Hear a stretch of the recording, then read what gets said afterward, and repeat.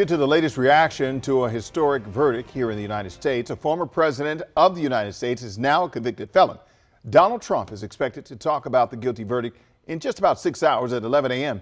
in New York City. Before we get to reactions to the verdict, let's quickly get you caught up on what happened. Yesterday afternoon, a Manhattan jury found Donald Trump guilty on all 34 counts of falsifying business records to cover up a payment to adult film actress Stormy Daniels. During the trial, Trump's former lawyer Michael Cohen helped prosecutors draw a link between Trump and the charges he falsified records to disguise reimbursements for a $130,000 payment. Prosecutors argue that was to buy Daniels' silence about an alleged sexual encounter with Trump. Trump denies the encounter ever took place. Trump's sentencing is set for July 11th. That's just 4 days before the Republican National Convention, and the sentence is up to the judge. Now, Trump faces up to 4 years in prison for each count, but could be given probation with no prison time. And as you can imagine, local lawmakers have been reacting since the verdict came down. Jess Arnold joins us live outside the White House this morning. Jess, what are people saying? Good morning.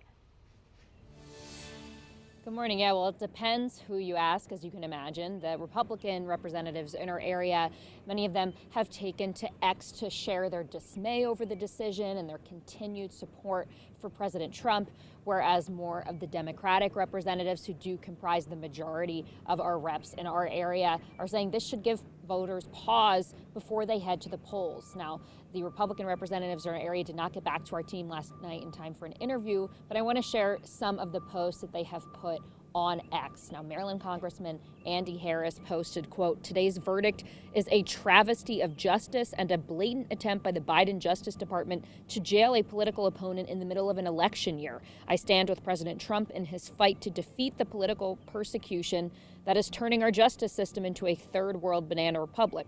Virginia Congressman Morgan Griffith posted, "The verdict reached today in New York concerning President Trump is a bad decision. This decision in large measure was due to trial errors by the judge. Based on what was presented, I do not see evidence of a crime taking place. He thinks that the case will be overturned on appeal." Now, on the Democratic side, our team did speak with Maryland Congressman Glenn Ivey and Virginia Congressman Jerry Connolly about if and how this could impact the election. This is what they had to say. My hope is that there are enough people here in the American electorate still who are going to look at that and say, you know, I think we should respect the jury's verdict and we should make a decision on the merits. We don't necessarily want a person in the White House who's been convicted of all these criminal cases. It may not sway hardcore MAGA voters in Alabama, but it most certainly could have an impact on suburban Milwaukee, suburban Philadelphia and Pittsburgh, suburban Detroit.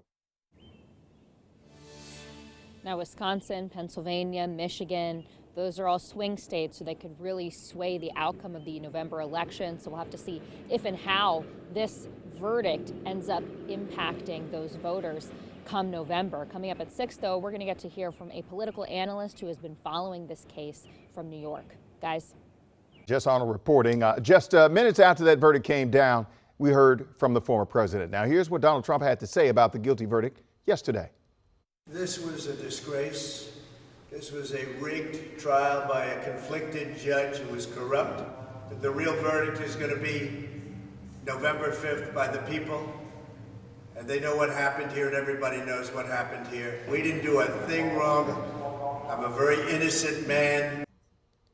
President Joe Biden reacted to the verdict by making a push to his fundraising page. The president posted on X, "There's only one way to keep Donald Trump out of the Oval Office: at the ballot box. Donate to our campaign today." And we know a lot of you have questions about what this verdict means for the presidential election. Now, one of those questions, now that Trump's a convicted felon, can he cast a vote for himself in November? Our Verified team found that the answer is yes, at least for now. Our Verified team spoke with Carolyn Polisi, a federal criminal defense partner at Armstrong Teasdale and a legal analyst for CBS News. And she says New York law states that any felon can vote as long as they are not behind bars. We are going to verify more of your questions coming up in our 6 o'clock hour this morning, including whether the former president can campaign outside of New York. And again, Donald Trump is planning to hold a news conference this morning at 11 o'clock in just a few hours. We will stream it live on all of our platforms, including the WUSA 9 website, WUSA 9 Plus, and the WUSA 9 app.